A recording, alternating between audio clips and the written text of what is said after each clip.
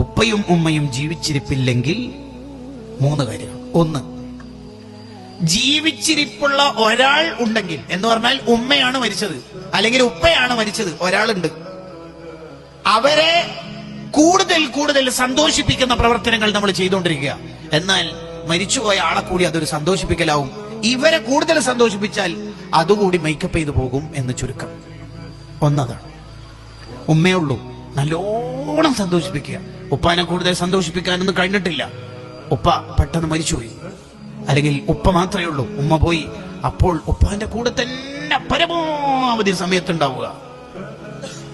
എന്നാൽ ഉമ്മാക്കും സന്തോഷവും ഉപ്പാക്കും സന്തോഷവും, അത് മേക്കപ്പ് ചെയ്തു പോകും. 1. 2, അവരുടെ ഖബർ സിയാറത്ത് ചെയ്യുക. അത് അവർക്ക് വലിയ സന്തോഷമുള്ള കാര്യമാണ്.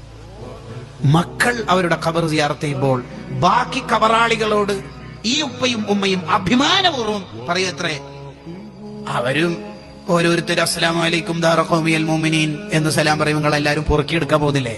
ഞാൻ അങ്ങനെയൊന്നും പോകുന്നില്ല, എനിക്ക് സ്പെഷ്യലായിട്ട് വേറെ തന്നെ വരുന്നുണ്ട്, എൻ്റെ മോനെ കൊടുത്ത് അയക്കുന്നുണ്ട്.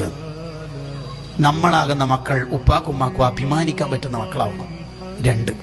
3-മത്തത് വത്തസദ്ദഖു അൻഹുമാ, അവരുടെ പേരിൽ സ്വതഖ ചെയ്യുക. മരിച്ചു